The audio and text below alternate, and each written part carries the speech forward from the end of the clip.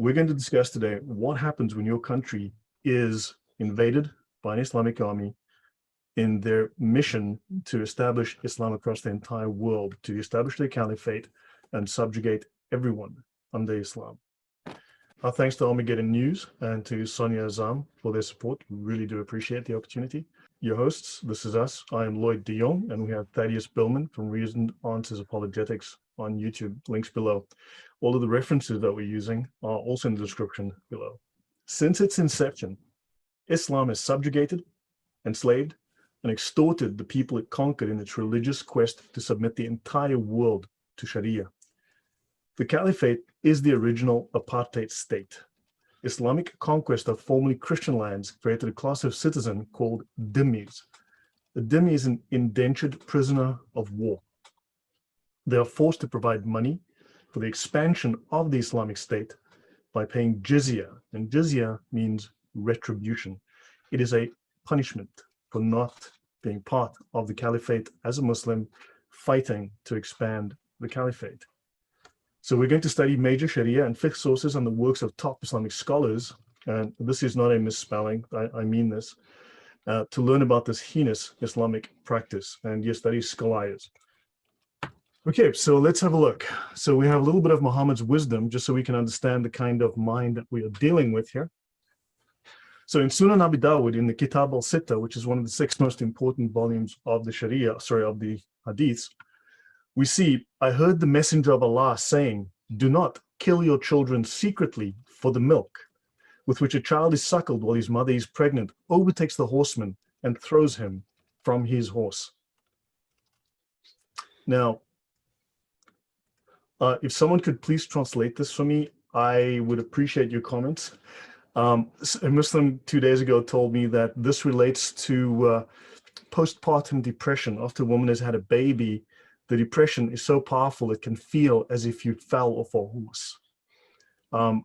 Personally, I think it says more about do not kill your children secretly. It doesn't say don't kill your children. It says don't kill them secretly. I could be wrong, please. Yeah. This is Islam. This is the word of Muhammad, and the most perfect man to ever walk the earth. Yeah, some amazing advice there. I mean, if Muhammad hadn't come along, then I'm sure we would all be killing our children. And this is just such incredible wisdom that no one could have come up with on their own. It's incredible. Yeah, this is Islam. This is the side of Islam they don't want to talk about, and this is not an isolated event either. Okay, so now we're going to be using a book called The Reliance of the Traveler. It is the most famous manual of Islamic sacred law, as they call it. It's the classic manual of Islamic sacred law. It is a summary of all 4 schools of jurisprudence. It is mainly a Shafi'i school manual, but it is a summary of all of the schools, and it is the most sound of all of the fatwa, the binding fatwa that is issued. And this is the most famous, most popular, most used, sold, and most highly authenticated and endorsed Sharia manual in the world. For instance, we can find information of this type. Puberty applies to a person after the first wet dream or upon becoming 15 in lunar years. Now that is section K 13.8. So if you're looking for specifics in rulings in Islam, you can find that here. So what is interesting is that Muslims are always telling us, well, no, puberty is around 7. Like when a girl turns 7, you can have sex with that girl and it's okay. Well, apparently it's 15 years old. Or, now interesting here, or when a girl has her first menstrual period, okay, well, so that means that she's reached puberty. It doesn't mean that she has reached adulthood, that she's ready for pregnancy, ready for a baby, but according to Islam, yes, it is. But notice, this says that she has reached puberty when she's 15, or when she has a first period, or if she falls pregnant. So if she falls pregnant at 7, she was mature, wasn't she? And how do you find out if she's mature? Well, you have sex with her when she's 7. So yeah, this is Islam. What are your thoughts on this, on the morality and the logic within this? Yeah, I mean, I guess it's pretty clear that puberty isn't necessary for sex because, I mean, you can't get pregnant without having sex. So if it's an or, it's like, well, if she has a menstrual period, then she's an adult. If she turns 15, she's an adult. Or if she gets pregnant from the sex you were already having with her before she became an adult, then she's an adult. Yeah. So, yeah. So this is just the kind of information we can find there. But let's continue. Now, I want to introduce what Islam's orthodox position is on Christianity and Judaism. Our focus obviously is here Christianity, but this is the orthodox position. This is the doctrinal position of Islam and Christianity and on who Muhammad is. So let's look at section W 4.0, the finality of the Prophet's message. This section has been translated to clarify possible confusions among Muslims as to Islam's place amongst world religions. Let's confirm. Previously revealed religions were valid in their own eras, but were abrogated by Islam. And they speak of that English-speaking Muslims are exposed to erroneous theories affirming these religions' validity. That would be Christianity and Judaism, but denying or not mentioning the abrogation of Christianity and Judaism, or that it is unbelief, kufr. Remember, you become an apostate, and what is the punishment for an apostate? Well, that is death. To hold that the remnant cults now bearing the names of formerly valid religions, such as Christianity or Judaism, are acceptable to Allah after he sent Muhammad. So they believe that for a Muslim to state, to you be your religion, to me be my religion, there's no compulsion in religion, those are falsified by the Sharia, which says it is unbelief, it is kufr for a Muslim to hold that the remnant cults bearing the names Christianity or Judaism are acceptable. And this is a matter over which there is no disagreement among Islamic scholars. And if they are uncertain, if they have a question about it, right, the only reason can be that no one has yet offered them a translation of a scholarly Quranic exegesis, a tafsir, which tells us the authority of the tafsir here to explain the accord between the various Quranic verses and their agreement with the Sunnah. Shall I pause it? Do you want to say anything, Thaddeus? Yeah, I think that that last point is especially key here, that the reason that people have this erroneous opinion, in the opinion of the Sharia law here, is that they haven't been offered an authoritative commentary on the Quran. It's not that they haven't read the Quran, because, you know, you're always hearing Muslims say, well, what does the Quran say? Well, what the Quran says doesn't really matter. In Islam, the scholar's interpretation of the Quran is more authoritative than the words of the Quran. Right, correct. So let's continue. It says here, Islam is the final religion that Allah Most High will never abrogate. So Christianity and Judaism have been abrogated. Islam has replaced that. It is the true replacement theology. Let us continue. This is the orthodox position on Muhammad within Islam from the Sharia. I have been favored above the prophets in 6 things. I've been endowed with consummate succinctness of speech, says Muhammad. And because it's a religion of warm peace, I have been made triumphant through dread, through fear. And war booty has been made lawful for me, which is plunder. The whole earth has been made a purified place of worship for me. My question is, does this mean that the whole earth has been made a purified place of worship of Muhammad or for Muhammad? Because this is a little ambiguous. I think that's that ambiguous. And notice, I have been sent to all created beings. So Muhammad has been sent to all, and the succession of the prophets has been completed in me. He replaces all of the previous prophets. Your thoughts, Thaddeus? Yeah, that's a really interesting phrase, as you pointed out, that the whole earth has been made a purified place of worship for me. Now, of course, if we're reading this literally, the historical Muhammad didn't travel very far. So why would the whole earth be made a place of worship for him, unless it's somehow saying that any Muslim worshiping anywhere is somehow worshiping on behalf of Muhammad, or is worshiping through Muhammad, or something like that. Well, he does say in one of the hadith of Bukhari, and he also does say in Sirah, before he attacks the Jews and drives them out of Arabia, he says, the earth belongs to Allah and his apostle. So think, the earth belongs to Allah and his apostle, so the earth belongs to Muhammad. Yeah, we get these kind of statements all the time in Islamic sources, and, you know, Muslims are like, oh, that doesn't mean anything. We just worship Allah only. That's why we say we believe in one God and his messenger. We don't, and not the other 10,000 messengers that came But before him or Allah, whatever. if you look at the primary Islamic text, the Sunnah, which is the Hadith, the Shira, and the Quran, Muhammad makes up what, 90% of those texts. Allah is maybe 10%. If you look at the rest of the Islamic text, most of it, 99% of it, is all about Muhammad. If you remove Allah from Islam, you still have Islam.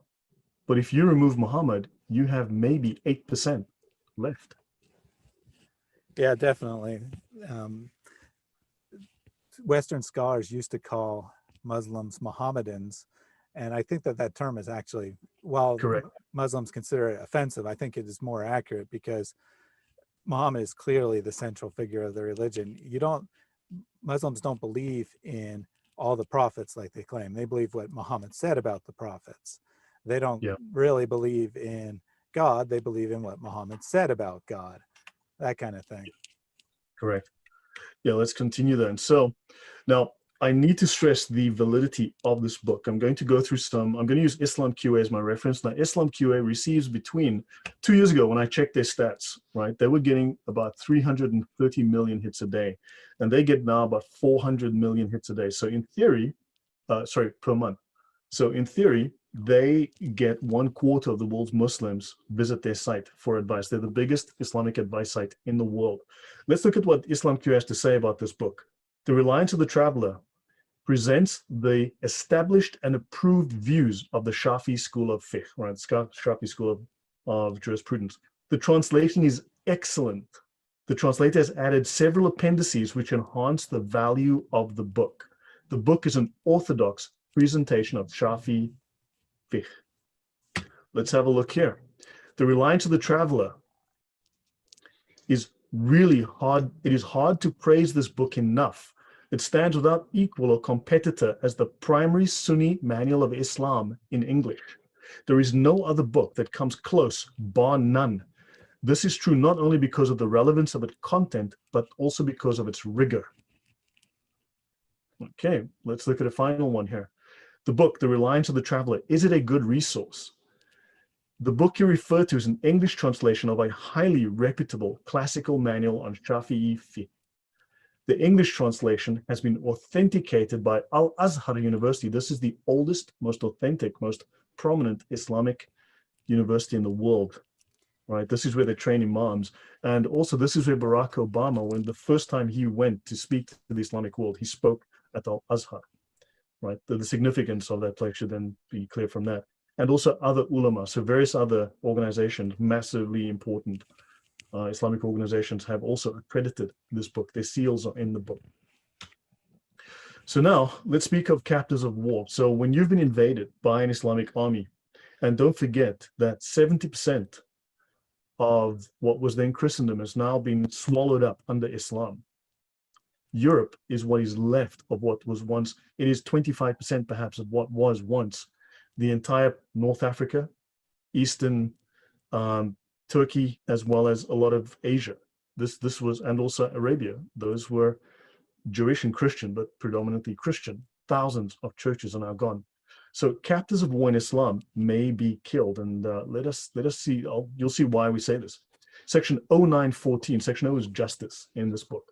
When an adult male is taken captive, the caliph considers the interests of Islam and the Muslims and decides between the prisoner's death, slavery, release without paying anything, or ransoming the prisoner in exchange for money or for a Muslim captive. So he can decide between the prisoner's death or slavery. If the prisoner becomes a Muslim before the caliph chooses any of the four alternatives, then he may not be killed. So Islam is what will save you from death. You can still be made a slave, though, in this case. It is permissible in jihad to cut down the enemy's trees and destroy their dwellings. Just thought I would throw that in. Now, don't forget, enslaving or killing prisoners are war crimes and crimes against humanity in Western law. Your thoughts on this in the previous section I mentioned in Reliance? Yeah, well, first on Reliance, I I think it's important to point out yet again that, we aren't saying this stuff. This is Islam's most trusted and authentic sources. We're not just making stuff up here. We're going to the sources, and these sources have way more authority than some random commenter on YouTube. And then in regards to the options for a prisoner, I think the most interesting thing here is that the caliph gets to decide which one, not based on some kind of moral judgment, but based on what is most beneficial to him and the Muslim people. Yeah, exactly. And for their financial benefit as well. So now let's talk about a caliph. Let's define a few terms. Let's talk about a caliph. So the caliph's duties and how to become a caliph. Well, let's see his duties. The Khalifa of the Muslim Ummah or community must strive to, 1, safeguard Islam in its original form and to protect against the introduction of new things. This is again taken from an Islamic document. Okay, and the introduction of new things, or bid'ah, into Islam. He must establish justice, including punishments for crimes among the people. He must ensure the protection of the Ummah. He must protect the physical boundaries of the state. He must defend the rights of Muslims abroad, and he must see to it that Islam can spread freely in non-Muslim lands, including the use of force. Right? And I can bring up other references to that, but then would be a whole night. So, and he must also organize jihad against any non-Muslim government which prevents the Muslim dawah from entering its land. If Muslims are prevented from spreading Islam, building mosques, pushing their ideology, they have to fight that government. They have to fight those people. Any comments? Yeah, we often hear that jihad is only allowed to be defensive in Islam, and this might be a good example of the kind of lies they tell, that they might technically be true because they consider it defensive to take over a non-Muslim country because those people are being aggressors against Allah. So that they can say that with a straight face because of a technicality in the way they've changed definitions. Yeah. Now also I can bring up, if necessary, I can do it next time, an actual fatwa, again, from Islam QA, explicitly discussing this, explicitly stating that this is the case. Now, interestingly, the man who wrote this article, right, is Gharm Allah Al-Ghamdi, who is a member of the Muslim Student Association, which is an arm of the Muslim Brotherhood, right? And he gave this talk at the University of Southern California. This is not some crazy guy in Saudi Arabia. This is a man at UCLA. So ponder that. So let us have a look from this paper, from this discussion on the Khalifa. One way the caliph may be chosen is through the use of force. He can kill his way to the top, in other words, right? So Ibn Hanbal, and this is the man who started the Hanbali school of fiqh, well, he says that if the caliph has seized power, it is forbidden to fight him, right? And if a person has already seized power, not voted, seized power, to avoid bloodshed, that person should be accepted. Shafi believed that a person who seizes power is a legitimate khalifa. Now ask yourself, why are there so many coup d'etats, violent coup d'etats in the Middle East? Nawawi believed that, yeah? I was just going to say, I think that the gist here is that in Islam, might makes right. So if you are the strongest person and you take over, well, that was Allah's will because Allah values that kind of thing. Right. Now, if someone forces himself on the ummah, but he is qualified, then he should be accepted. And Ibn Khaldun, right, this is the most famous Islamic historian, an incredibly famous man, even in the West, for having written the very first history of the world and for creating the field of sociology, says that forceful seizure of power by someone is legitimate as long as he follows Islam. And Ibn Taymiyyah, that famous guy, says after someone has seized power, he is legitimate. Notice they're not speaking about peaceful succession. They're talking about someone who has literally killed his political opponents. Right. So now on to jizya. So in this episode, we will lay the foundation that we need to understand the rest of what happens within Islam and when they want to establish the caliphate. So jizya is known as a capitation tax. A capitation tax is known as a head tax A head tax is known as a poll tax. It's a flat tax charged on everyone regardless. And of course, if you don't pay it, it literally does become a decapitation tax. So it's a direct uniform tax imposed upon each head or person. It's called a poll tax, right? And this is taken from Merriam-Webster. So let's have a look at Jizya in the Quran 9:29. So this is the tafsir of Ibn Abbas. And he simply says, fight against those who have been given the scripture, the Jews and the Christians. So fight against the Jews and the Christians, and who forbid not that which Allah hath forbidden by his messenger, and they follow not the religion of truth, which is the Din al-Haq, which is Islam. And they do not submit themselves to Allah through confession of the Tawhid, which is, as you know, there is no God but Muhammad, and Allah is his puppet, until they pay the tribute readily, standing from hand to hand, being brought low, abased. And he states, this is his tafsir of that verse, and he simply repeats it, saying, well, it says what it says. Now, let's have a look in the Hidayah, the Hanafi Sharia manual. This is the primary manual of the Hanafi school. The Prophet has declared that capitation tax is not incumbent upon Muslims, and secondly, capitation tax is a species of punishment. It is inflicted upon infidels on account of their infidelity, whence it is termed jizyat, which is derived from jizya, meaning retribution. Now, 2 days ago, someone told me that this book is filled with fake, fabricated laws. This book has been used for hundreds, about 800 years. And we found out 2 days ago that it is filled with fake law. Now, for the guy that told us this, thank you. I suggest you don't tell us. We don't believe this anyway. Please let the heads of your schools of jurisprudence know that you know better. And he says it, besides, it's only used in India. Well, there are 207 million Muslims in India who use this.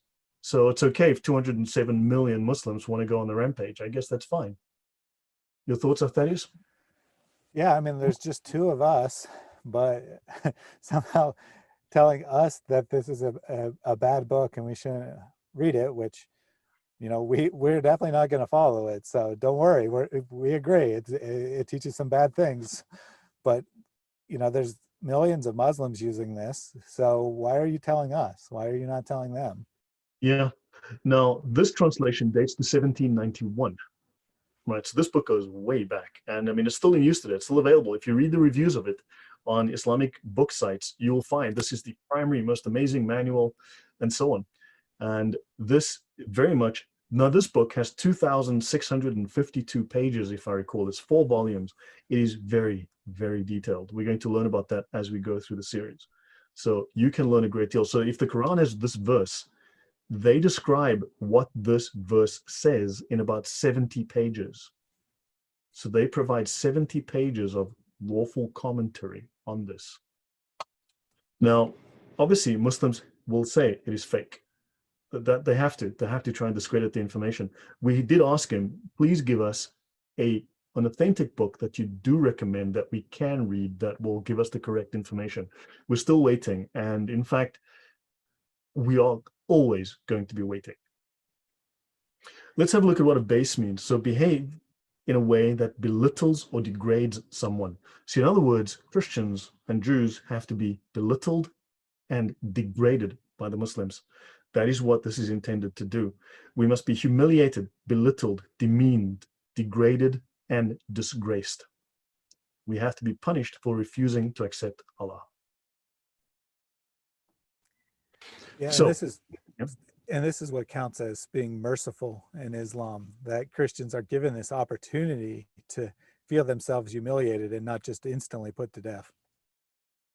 Yeah, true. We have to be grateful for this opportunity to enrich the Muslims at our expense. So let's have a look at the Umdat al-Salik. This is chapter 011, non-Muslim subjects of the Islamic State. Interestingly, there's a terrorist group called the Islamic State, but they're not Muslims, although they're 100% authentic, follow Sunni Islam. So anyway, so a formal agreement or a contract, actually a written contract of protection. This is like the mafia makes a contract of protection with people in its territory. And if you don't pay it, you're no longer protected by the mafia, because then the mafia will attack you. And it is made of citizens who are Jews and Christians. There are other groups as well, but we'll restrict ourselves. Now notice that as for the pseudo-scriptures of cults that have appeared since Islam, such as the Sikhs, the Mormons, and so on, the Baha'is, they neither are nor could be a book, since the Quran is the final revelation. So they believe they cancel out any and all religions on earth, every single one. Such an agreement is only valid if the people follow the rules of Islam and those involving public behavior and dress. They will tell you how to behave, what to do, where to do it, when to do it, and also how you're allowed to dress. And also you have to pay the non-Muslim poll tax, the jizya. So the Sharia tells us, and the fiqh tells us, that it is entirely in accordance with verse 929 of the Quran.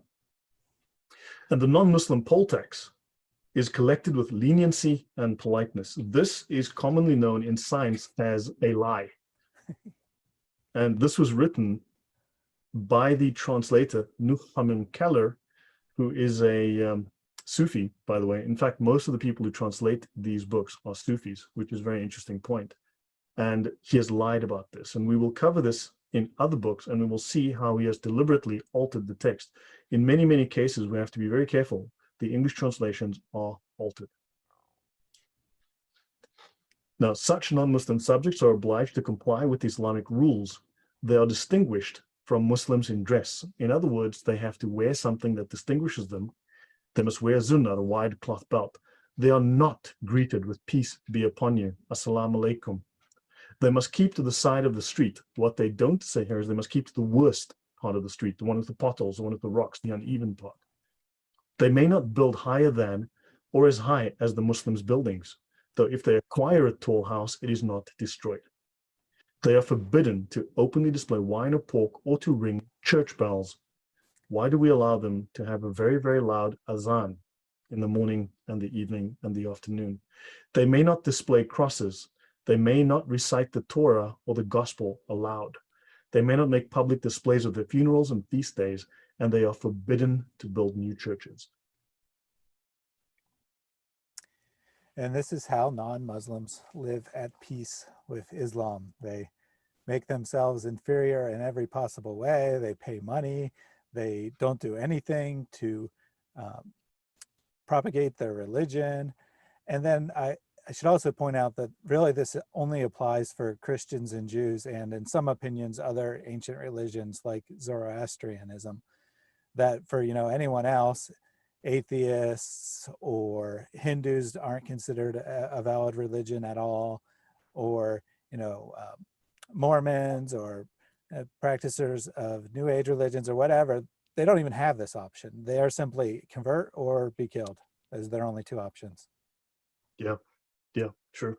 And in fact, in many cases, you're not allowed to convert because then they will lose their cash cow because you are to pay them half your income each year. So let's have a look further. If the subjects of the Islamic State refuse to conform to the rules of Islam or to pay the poll tax, their agreement with the state has been violated. And when a subject's agreement with the state has been violated, the caliph chooses between the four alternatives mentioned above in connection with prisoners of war. And the first of those is your death. The second one is slavery. These are your choices. Conform, die, or be enslaved. This is the peace of Islam. Now, let's have a look at the Encyclopedia of Islam. This is an older version. This is version 2, I think. But this is the biggest Islamic academic work in the world. It is maintained by Muslims too, believe it or not. And it is multiple volumes. It's something like 13 volumes. To buy a copy will cost you $36,000. And then you still have to pay over $1,000 a year for maintenance. And if you rent it, it will cost you $4,000 a month. What a bargain. Okay. Yeah, it's if you guys want to fund us, we'd love to get a copy of this. So Dhimma is the term used to designate the sort of indefinitely renewed contract to which the Muslim community accords hospitality, isn't that a lovely word, and protection from them to members of other revealed religions on condition of their acknowledging the domination of Islam. So remember, fight those who do not believe in Allah until they pay the tribute out of the hand and are utterly subdued. you need to be utterly subdued. You have to admit that Islam and Muslims are dominant over you. So Muhammad first tried to integrate the Jewish groups at Medina, and then he opposed them violently. So the essential Quranic text is, now notice here, they've mentioned here 924. Interestingly, they're referring to verse 929. So this is off by 5 verses, which means that they are referring to a Quran that was different 100 years ago. So that tells us the Quran was different. This is the primary Islamic scholarly work in the world. So fight those who do not believe until they pay the jizya, which would imply that after they have come to pay, there was no longer reason for fighting them.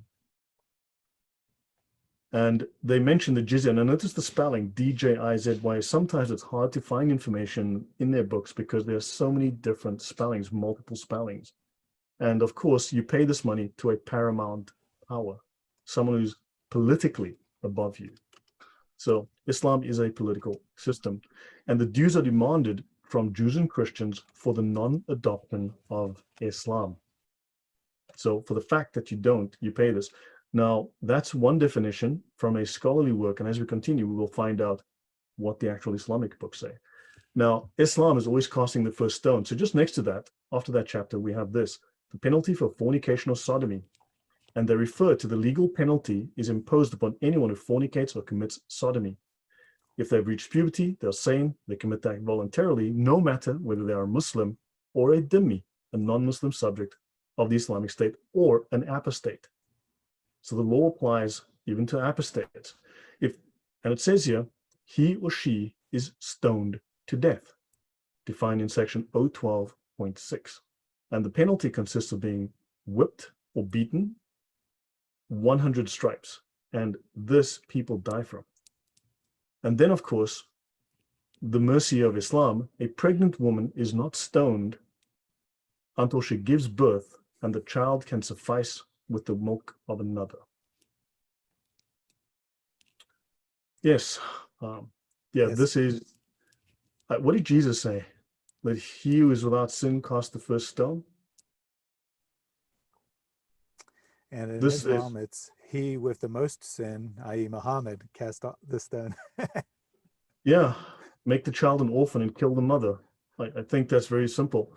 I would like some Muslim to show me, well, no, actually we have this Sharia manual which says exactly the opposite, but sure.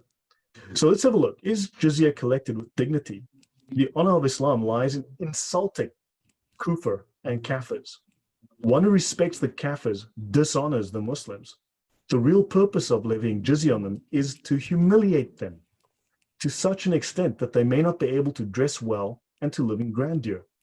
They should constantly remain terrified and trembling. It is intended to hold them under contempt and to uphold the honor and the might. This would be the political and military might of Islam. This was written by Sufi Saint Ahmad Sirhindi, and he lived from 1564 to 1624, and this is letter number 163. And Dhimmi is derived from the Arabic root that means guilt or blame. And notice a hypocrite, now they speak of Muslims here, a hypocrite is considered to be a Muslim in name only. And this is very similar to what a Dhimmi is. There's an unwillingness. Now, when they mean here, that is, we are unwilling to wage war, nor are we willing to fund holy war. So that is why you are forced to pay the jizya. You are unwilling to become a Muslim and fight on their behalf to expand the caliphate. And you're not willing to provide money. So they will take money from you to expand their war effort. And the Quran says that true believers fight and are ruthless to unbelievers.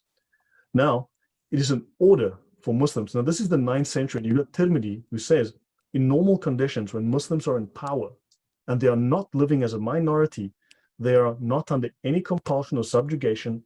It is an order for Muslims that they should not give leeway to non-Muslims, and they should not greet them first, nor yield the way for them. In other words, when Muslims are in power, they're not to show any kindness or pity to non-Muslims. That first sentence you read there just blows the mind, that the honor of Islam lies in insulting the kufr and kafir. You know, you'd think that you'd get honor from your prayers or your worship or maybe your good deeds, your charity, something like that. But no, You get honor from insulting non-Muslims. It just blows the mind. Yeah, incredible, incredible. Yeah, this is simply how it is. Are there any questions in the comments that we can have a look at in the meantime? There's been some chatter in the chat, but I haven't really seen anything Okay, that's fine. or anything question-wise. I mean, Just wanted to give them a chance. So now have a look. Let's look at Al-Ghazali. This is the man that is probably the primary scholar of Islam after Muhammad. And he says one must go on jihad at least once a year. And then he speaks on, okay, this is advising on vanquished non-Muslim Dhimmi peoples. You may use a catapult against them when they are in a fortress, even if among them are women and children. You may kill the women and children. One may set fire to them or drown them. If a person of the people of the book, Jews and Christians, are enslaved, his marriage is automatically annulled. And you may cut down their trees, and you must destroy their useless books. Jihadists may take as booty or plunder whatever they decide, and they may steal as much food as they need.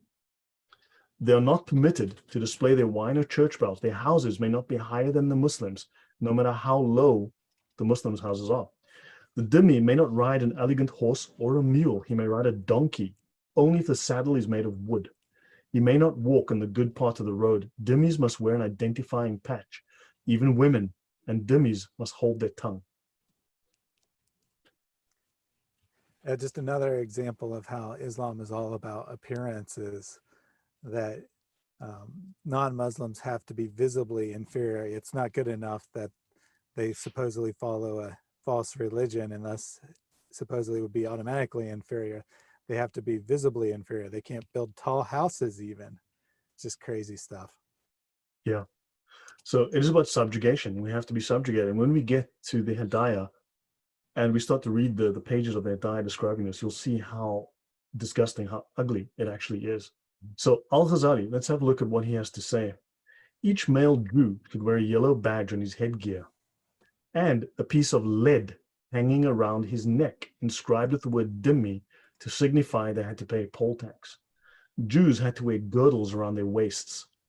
Abu Shuja further imposed two signs on Jewish women, that to wear a black shoe and a red shoe, and a small brass bell on her neck or shoe to announce the separation of Jewish women from Muslim women. He assigned cruel Muslim men to spy upon Jewish women, to oppress them with curses, humiliation, and spite. The Muslim population mocked the Jews, and the mob and their children beat up the Jews in Baghdad. The Dhimmi is obliged not to mention Allah or his apostle. Now we are speaking about this, and that's why we get the most horrendous comments in, on YouTube and on Facebook and so on, because we are not supposed to be speaking about this. We're not entitled to, and they have to rebuke us and oppose us. So Jews and Christians must pay the jizya, and the Dhimmi must hang his head while the official takes hold of his beard and hits the Dhimmi on the mandible. And that's Al-Ghazali, written in 1101. More amazing tolerance here. I just can't imagine why Christians aren't lining up to convert to Islam. I mean, there's just so much love in Islam. Yeah, I know. It's, as I said, the religion of warm peace. So let's have a look at a book called The Origins of the Islamic State. It's Kitab Futuh al-Buldan, how you say that. This is volume 1 of a history of Islam, being a translation from the Arabic, right, by an Islamic scholar. And let's have a look. The Origins of the Islamic State, page 354. You have to sell your children and wives in order to pay the poll tax. This is the practice as it was in the day, and the Sharia does not and cannot change. It is the law of Allah. It's also the Sunnah of Muhammad. So they made people sell their wives and children to pay the tax. They enslaved the wives and children and sold them. So let's have a look. Its people came to terms stipulating that their lives, their property, and their children be safe, and they agreed to pay the poll tax. And they capitulated, they gave up, they gave in, agreeing to pay the poll tax to spare their wives and children. And think of those who couldn't do that, didn't have the money. This is the law of Islam. And once they gain authority, once they gain power, once the Sharia gets in force, this is what they will do again. That's what they intend to do again. We have an interesting comment. Yeah. Michael pointed out that what you were reading on the previous slide, with the Jews having to wear bells on their shoes and whatnot, is just like what happened in Nazi Germany, where the Jews were forced to wear stars to identify themselves. Yeah, actually, I'm going to go to Bing.com. Let me just do this very quickly. And I'm going to go, okay, I'm going to type Grand Mufti of Jerusalem. Okay, so this is, I'm going to Bing search engine. I'm going to an image search. This is an image search of, You need to this should switch come up in a moment. Oh, never mind. There it is. This is an image search on Bing. All I typed in was Grand Mufti of Jerusalem. And you'll see here, this is the Grand Mufti of Jerusalem having a little discussion with Hitler. This is him with these troops. These are SS Death's Head troops that he raised to fight in Europe. He raised something like 2 million troops to fight against the Allies in North Africa. But he also formed the largest SS division in Europe, 30,000 men who fought as Nazis. He was promoted to the rank of Nazi general. He volunteered for the Nazi army. This man is the grandfather of Yasser Arafat, who headed up the PLO. You'll know him from there. This is him with Hitler. This is him with Hitler. This is him with Himmler, who was the number 2 in charge of the Nazis. That's him with Hitler. This is him giving the Nazi salute, Nazi salute, Nazi salute. So yeah, this is, and here's the modern Grand Mufti of Jerusalem with the Pope. Good grief. Is the Pope a Catholic? That's a good question these days. This is him with, so yeah, this man provided Hitler with many of the ideas that he implemented against the Jews. So yes, there's a lot of truth to that. So yeah, Hitler derived a lot of those ideas from the Grand Mufti, who lived in Berlin, and they were friends for 3 years. Let's look at the term mafia, right? Because we're talking about extortion with violence. So Sicily was once an Islamic emirate, right? And mafia may have come to Sicilian through Arabic, right? Mafi means exempted in Islamic law, right? And jizya is the yearly tax imposed on non-Muslims residing in Muslim lands, and the people who pay it are exempted from prosecution.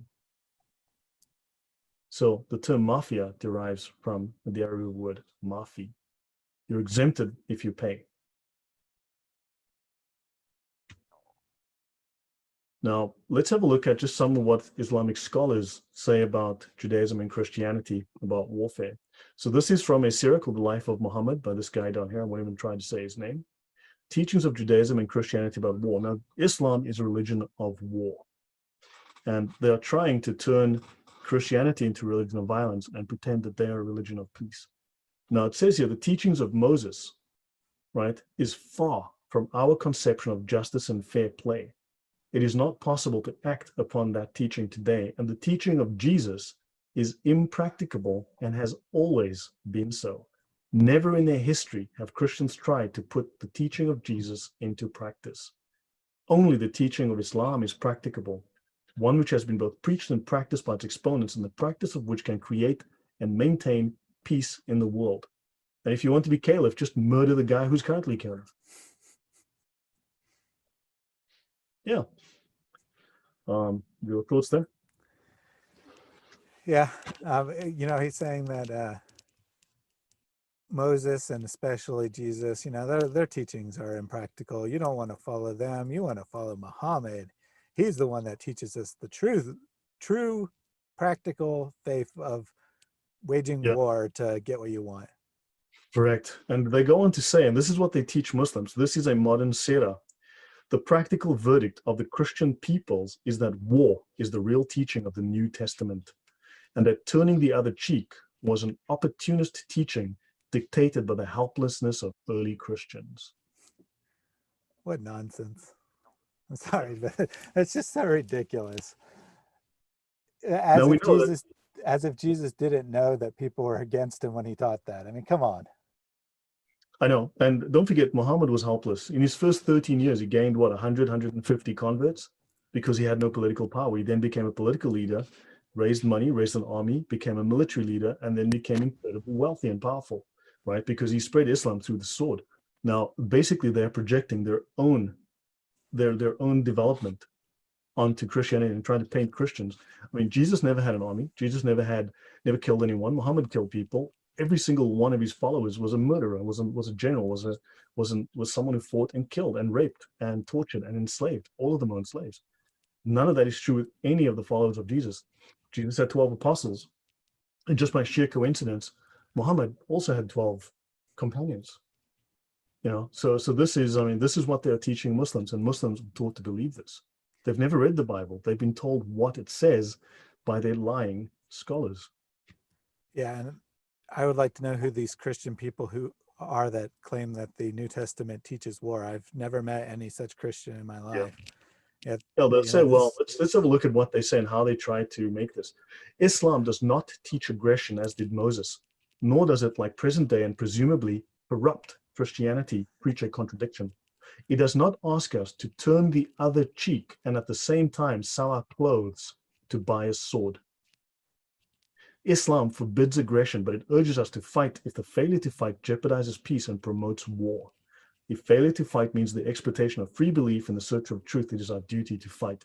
This is just propaganda. But notice, the only evidence for the supposed violence within Christianity is that Jesus says, sell your clothes, buy a sword.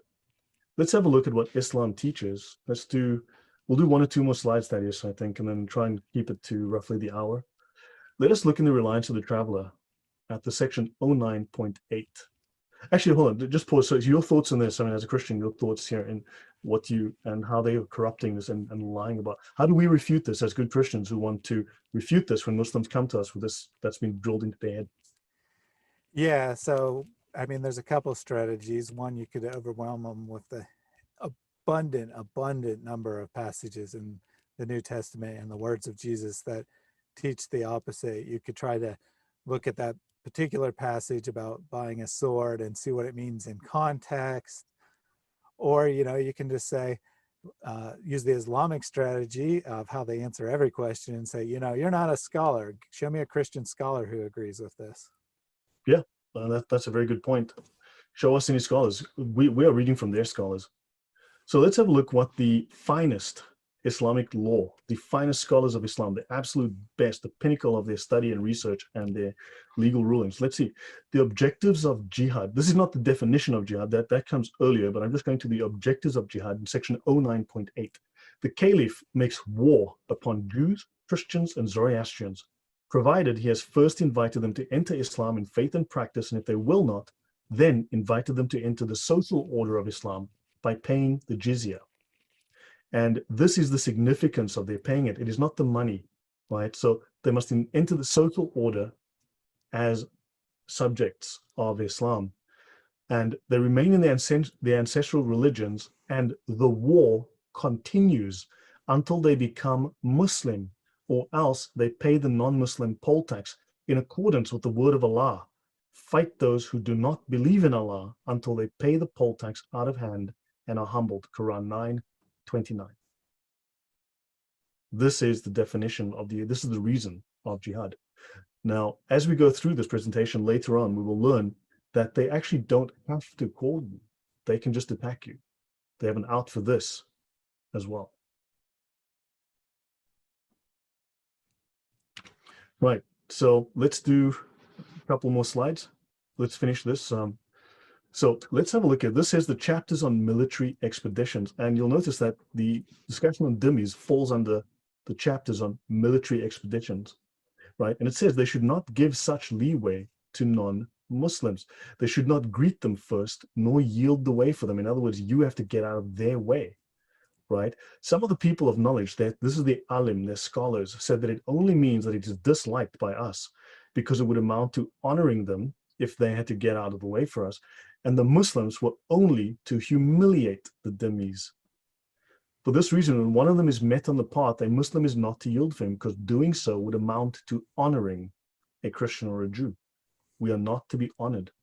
So where Muslims are living as a minority, they're allowed to give such leeway to non-Muslim rulers for the greater interest of the Muslim community. So while a minority, be nice. When you're no longer a minority, humiliate the Christians and the Jews. And it also says here, this goes on, if they refuse, then take the jizya from them. If they refuse to become Muslims, and if they refuse to pay the jizya, then fight them.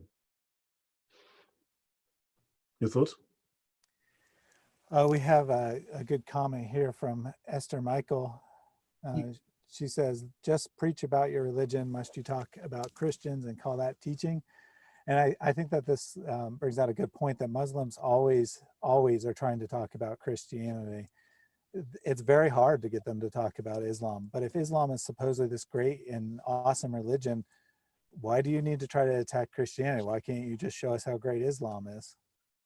Yeah, well, it tells you that they are anti-Christian, they're anti-biblical, they're anti-Christian very much. But yeah, also Muslims are not allowed, they're forbidden to talk about the Sharia, and they're forbidden to talk about the fiqh to non-Muslims. Most of them don't know it, for that matter they don't. There's ignorance there, but also they're not taught it. However, they're not allowed to, so they can only talk about what they're allowed to talk about. And this is something, these books, they're not allowed to discuss. This is because even if they were allowed, they wouldn't want to. I mean, let's be honest here. This isn't going to be winning any converts with these kind of teaching. Stardust says if you study the Muslim religion and the Catholic religion, there's no difference. Stardust, I'm going to say that you're very, very stupid. Okay? And if you continue in that vein, I am really going to take offense, and I'm going to go at you with, and I'm going to expose you as a complete ignoramus. So I'm not Catholic. I was raised as a Protestant. I was raised as an Anglican. My uncle is a bishop in the Anglican Church. I have 2 other priests in the Anglican Church in my family, but I'm afraid you're very, very mistaken. Certainly there are issues, but there are issues in the Anglican Church as well. There's some severe issues in the Anglican Church, and there's some severe issues in the Catholic Church in Rome, certainly. But no, if you want to debate Islam with me and then discuss how these are the same, I'm sorry, no. Yeah, moving on. Now, we have here the history of Al-Tabari, okay? Now, you and he have written between you a document. Now, Al-Tabari is probably regarded as the best writer of tafsir, as well as he wrote he wrote an entire history, I think 40 volumes on Islamic history. So he's highly regarded. And now you and he have written between you a document. Allah has put an end to discussion and truces between the Muslims. So there are no truces, and the people of war. So they speak of the Muslims, and the rest of people are known as the people of war. That is us. Since the revelation of quittance, and this is Quran 9, Surah 9. And except for those who agreed to pay the jizya, so only those who have been invaded and subjected to pay the jizya by force are given peace. Otherwise, they must make war on everyone else. So what are your thoughts? If Stardust, if you can find me where this is written in the Bible, in the doctrine of the Catholic Church, I'd love to see it. Please let us know where the Sharia and the fiqh of the Catholic Church is, who the authors are, name the books. Looking forward to it. Love to see it. Sorry about that, but your thoughts, Thaddeus? Yeah, sorry, I got a little distracted by Stardust as well. But yeah, going back to the subject at hand, that somehow the jizya is the mercy of Islam, and that's like the craziest thing. It's like, this is as merciful as it gets in Islam, is you get to pay a tax instead of being put to death. Hooray. And if you don't have enough money to pay that tax, the mercy continues. You get to sell your children into slavery to pay it.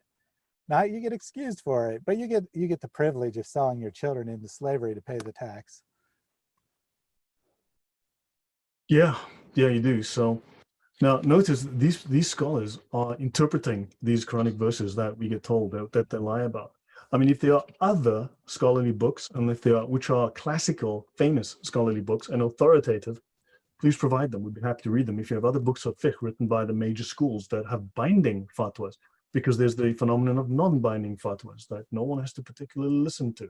But the Sharia and the fiqh are the binding fatwas of Islam.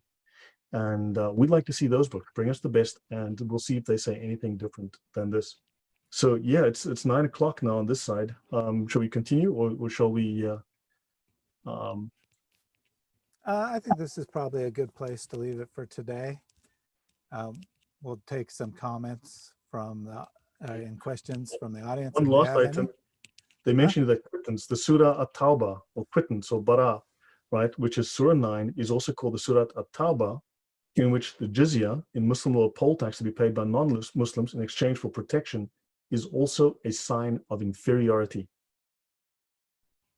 Just so that I'll end off at that point. So it is meant to be, and that's Tabari, volume 17, page 101. Yeah, I think that this is a good introduction to the subject of subjugation.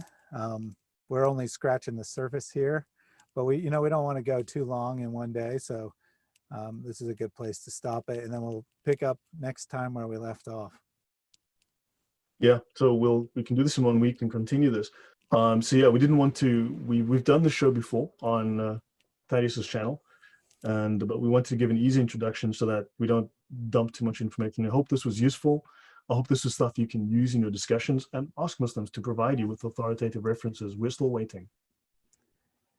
Yeah, I think that if you don't get any other takeaway from this series, I mean, hopefully you get a lot out of it, but if you don't get anything else out of this series, I think the important thing to do is when you're talking to Muslims is demand sources, because they will lie through their teeth. And they may not even know that it's lies. They may be repeating someone else's lies that they've heard. So ask them for sources. Say, I can wait. You come back in another week when you've talked to your imam and you have some scholarly information for me, because I need sources. I can't just take your word for it. You wouldn't take my word for it, so why should I take yours for it? Yeah. Also, Thea's just mentioned a comment. It is confusing that Muslims also believe in Jesus, while Isa, Jesus in the Quran, is a different false Jesus. Actually, there are technically 3 Jesus figures in Islam. The first is the Jesus of the Bible. If we have to go to different scholarly works to discuss that, Ibn Taymiyyah and Ibn Qayyim, Ibn Taymiyyah more so than him. Jesus of the Bible is a fabrication by the Christians, and Jesus was designed as, he's the Antichrist. So the Christian Jesus of the Bible is the Antichrist. He is an insult, designed as an insult to God. This is someone who is weak, who was beaten, bloodied, humiliated, and this is our way of insulting the prophet Jesus. And of course, then you have Isa, who is actually Esau, that translates as Esau, not Yesu. And he is the Gnostic Jesus, because Muhammad was exposed mostly to Jews and the Torah. He learned Christianity late in life, and prior to learning proper Christianity and actually getting a proper Bible, he learned Gnostic teachings. So he was introduced to Ebionite as well as Nestorian Gnostics, who taught him their false conception of Jesus. So this was his idea of Jesus, and so there you've got that Jesus. Then you've got, and then he, of course, is, if we go through some other texts later on, he's Muhammad Jesus. He is the real Messiah. He's the King Messiah. And the purpose of Jesus was to foretell the coming of Muhammad. On a more positive note, I think it's very telling that everyone wants to claim Jesus. That, of course, Muslims want to claim Jesus, that they have the real Jesus. Mormons claim that they know the real Jesus. True. New Age spirituality often claims that Jesus was a mystical prophet of their religion. Sometimes Buddhists say that Jesus was a Buddha, that is an enlightened person, and that's part of their religion. But, Christianity has the real Jesus. We have the historical Jesus. The Gospels are the only legitimate historical sources, other than, some minor mentions that verify the Gospels, non-religious texts. So everyone wants Jesus. Christianity has Jesus. So we're in the right place, I think. Yeah, So yeah, I hope this was useful to everyone. I hope that you can use this. I apologize I was a little angry earlier. Certainly one can levy criticisms at the rabbinic Jews. You can levy criticism at the Catholic Church. You can do so. But that was a falsehood that was told. And if it wasn't for the Catholic Church, Europe would right now be an Islamic state. If it wasn't for the Crusades, you would now be saying the Shahada and bending over in the mosque if it wasn't for the Catholics. And so, yeah, certainly there are issues, but we have to look at those realistically. And the same lies that I hear told about the Talmud and the Jews, and I've done 6 shows on the Jews in detail. I spent 3.5 months reading the Talmud, which is 3.5 months more than you have. people are telling the same lies about the Catholic Church. And yes, there are issues there, but there are issues in my church too. So, yeah, that's my story. So thank you very much for your time, and I'll leave you the last word for you, Thaddeus. Thank you everyone for joining us today. I hope you found this program very useful. We encourage you to subscribe to Armageddon News if you haven't already done so. We'll be doing more shows on this channel as well as on my channel. We'll keep the shows on this channel related to the themes of the channel. So we'll be talking a lot about subjugation and the caliphate and the political system of Islam here. On my channel, we'll be talking more about moral and historical issues with Islam. And thanks again for joining us. And with that, have a blessed evening or morning or afternoon, whatever time of day it is, wherever you are. See ya. Good night.